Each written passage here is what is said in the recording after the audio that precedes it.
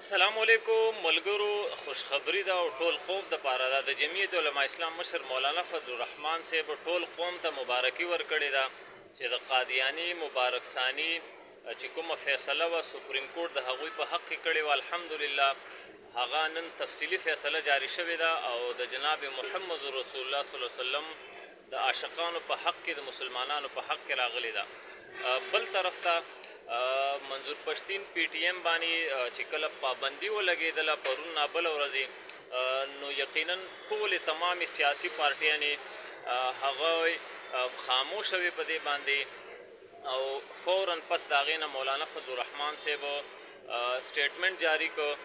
چې یقینا دا انتهایی ظلم دی ناانصافي ده د دې موږ مذمت کوو بلکې موږ د خیبر د جرګې پوره حمایت اعلان کوو نو د هغې نه پس نورې سیاسي پارټیانې چې کومې دي نو هغوی په حرکت کې رالي مولانا فضل الرحمن صاحب د سیاست سلطان دی ملګرو د پی ټی آی د طرفه د دوی د حمایت اعلان خو څه کې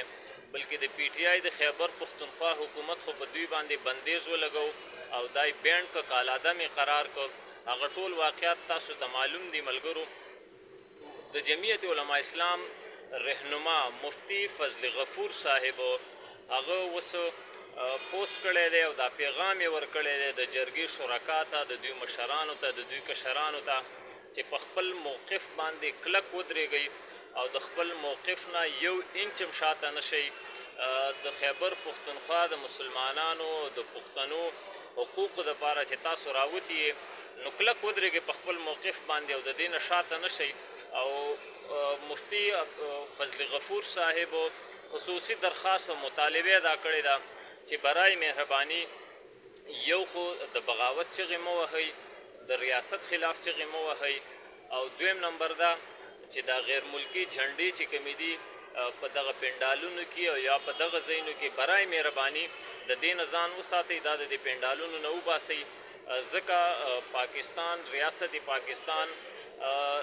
په دې کې غیر ملکي جھنډه لهراول خوځول د دې مطلب دا دی چې ته دا ریاست نه مني او د دې ریاست په مقابله کې ته راځې نو دا خو زموږ ریاست دی پاکستان دی د مسلمانانو ملک دی د مسلمانانو په وینو باندې آزاد شوی دی الحمدلله موږ خو به د دې مقابله نه کوو بغاوت به ترې نه کوو بلکې موږ به د دې دفاع کوو او الحمدلله دا زموږ ملک دی د مسلمانانو ملک دی او موږ به د دې دفاع کوو د دې حفاظت به کوو موږ د دې ملک ټیکهداران نه یو خو د دې ملک اوسیدونکي یو باشندگان یو او د دې ملک